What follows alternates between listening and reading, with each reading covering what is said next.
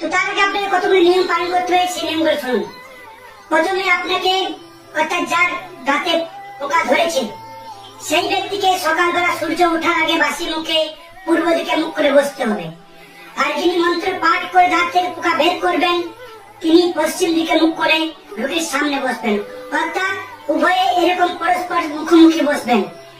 রোগী বসবেন পূর্ব দিকে মুখ করে আর যিনি মন্ত্র পাঠ করবেন তিনি বসবেন পশ্চিম দিকে মুখ করে, উভয়ে এরকম পরস্পর মুখোমুখি বসবেন। এবং মন্ত্রটি আপনাকে 7 বার পাঠ করতে হবে, অর্থাৎ যিনি মন্ত্র পড়বেন তিনাকে 7 বার মন্ত্রটি পরে 7টি ফুঁক রোগীর মুখে মারতে হবে, অর্থাৎ 7টা ফুঁক 7 বার করার পরে প্রত্যেকবারে পড়ার পরে একটা করে ফুঁক, অর্থাৎ 7 বারে 7টি ফুঁক আপনাকে রোগীর মুখে দিতে হবে। ইনশাআল্লাহ এতে আপনার দাঁতের পোকা বের হয়ে যাবে। তো চলুন এখন আপনি আপনাদেরকে সে মন্ত্রটি শিক্ষা দিচ্ছি। তো শুনলে এবার মন্ত্রটি বলছে আপনাদেরকে, হুসুন হুসুন হুসুন হুসুন দুসুন দুসুন ইয়া নুসুন দাকিয়া নুসুন বিতুরে বিন নূরে বিন রাকিম বিন রব্বিল আজিম ফলানার চক্ষু কর্ণ দাঁতের কি ঝরে পড়ে।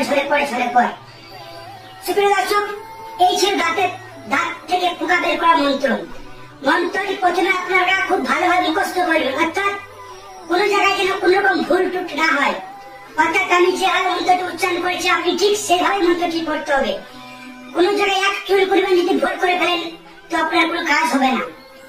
তো এই মন্ত্রটিকে আপনাকে 7 বার পড়ে 7টি ফুঁক দিতে হবে, আর মন্ত্রটি আপনাকে পরপর 3 দিন পড়তে হবে। মর্জি খোদার দাঁত থেকে সমস্ত পোকা ঝরে মাটিতে পড়ে যাবে এবং আল্লাহর রহমতে আপনি সেবা পাবেন দাঁত থেকে, আর দাঁতের সমস্ত যন্ত্রণা দূর হয়ে যাবেন। আশা করছি আজকে ভিডিওটি আপনাদের ভালো লেগেছে। তো ভিডিওটি ভালো লাগে অবশ্যই একটা লাইক করবেন এবং সকলের সঙ্গে শেয়ার করবেন।